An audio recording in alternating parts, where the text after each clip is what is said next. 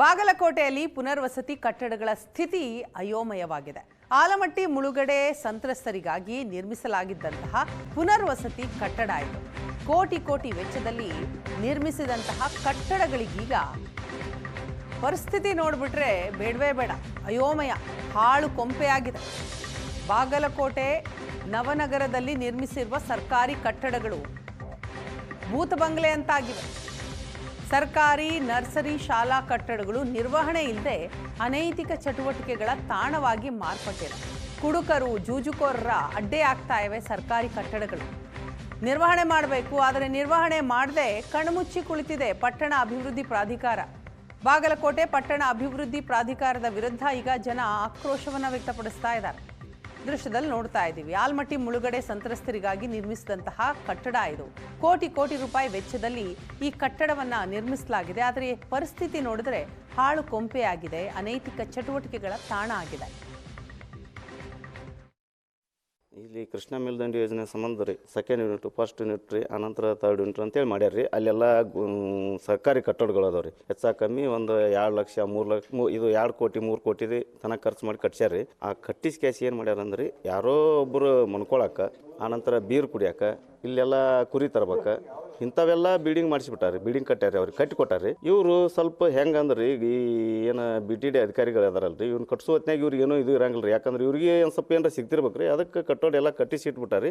ಕುಡಿಯೋರಿಗೆ ಒಂದು ಅನುಕೂಲ ಮಾಡಿ ಕೊಡಾಕ್ತಾರೆ ರೀ, ಮನ್ಕೊಳ್ಳೋರಿಗೆ ಅನುಕೂಲ ಮಾಡಿ ಕೊಡಾಕ್ತಾರೆ ರೀ. ಆ ಕಟ್ಟೋಡ ಬಗ್ಗೆ ಒಂದು ಭಾಳ ಕಾಳಜಿ ಇಲ್ರಿ. ಅಲ್ಲೆಲ್ಲ ಗ್ಲಾಸ್ ಹೊಡೆದಾರ್ರಿ. ಪುನರ್ವಸತಿ ಕಟ್ಟಡ ಇದು. ಕೋಟಿ ವೆಚ್ಚದಲ್ಲಿ ನಿರ್ಮಿಸಿದಂತಹ ಕಟ್ಟಡಗಳಿಗೀಗ ಪರಿಸ್ಥಿತಿ ನೋಡಿಬಿಟ್ರೆ ಬೇಡವೇ ಬೇಡ, ಅಯೋಮಯ, ಹಾಳು ಕೊಂಪೆಯಾಗಿದೆ. ಬಾಗಲಕೋಟೆ ನವನಗರದಲ್ಲಿ ನಿರ್ಮಿಸಿರುವ ಸರ್ಕಾರಿ ಕಟ್ಟಡಗಳು ಭೂತ ಬಂಗ್ಲೆ ಅಂತಾಗಿವೆ. ಸರ್ಕಾರಿ ನರ್ಸರಿ ಶಾಲಾ ಕಟ್ಟಡಗಳು ನಿರ್ವಹಣೆ ಇಲ್ಲದೆ ಅನೈತಿಕ ಚಟುವಟಿಕೆಗಳ ತಾಣವಾಗಿ ಮಾರ್ಪಟ್ಟಿದೆ. ಕುಡುಕರು, ಜೂಜುಕೋರರ ಅಡ್ಡೆ ಆಗ್ತಾ ಇವೆ ಸರ್ಕಾರಿ ಕಟ್ಟಡಗಳು. ನಿರ್ವಹಣೆ ಮಾಡಬೇಕು, ಆದರೆ ನಿರ್ವಹಣೆ ಮಾಡದೆ ಕಣ್ಮುಚ್ಚಿ ಕುಳಿತಿದೆ ಪಟ್ಟಣ ಅಭಿವೃದ್ಧಿ ಪ್ರಾಧಿಕಾರ. ಬಾಗಲಕೋಟೆ ಪಟ್ಟಣ ಅಭಿವೃದ್ಧಿ ಪ್ರಾಧಿಕಾರದ ವಿರುದ್ಧ ಈಗ ಜನ ಆಕ್ರೋಶವನ್ನು ವ್ಯಕ್ತಪಡಿಸ್ತಾ ಇದ್ದಾರೆ. ದೃಶ್ಯದಲ್ಲಿ ನೋಡ್ತಾ ಇದ್ದೀವಿ. ಆಲಮಟ್ಟಿ ಮುಳುಗಡೆ ಸಂತ್ರಸ್ತರಿಗಾಗಿ ನಿರ್ಮಿಸಿದಂತಹ ಕಟ್ಟಡ ಇದು.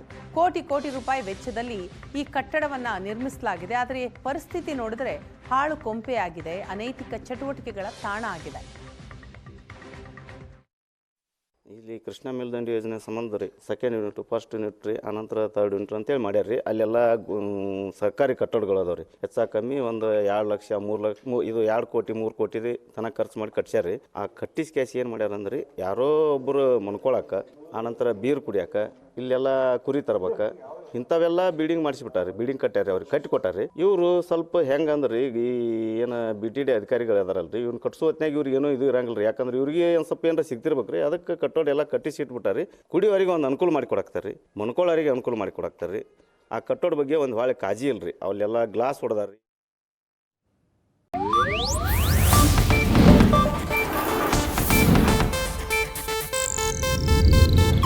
ಇದು ಏಷ್ಯಾನೆಟ್ ನ್ಯೂಸ್ ನೆಟ್ವರ್ಕ್ ಪ್ರಸ್ತುತಿ.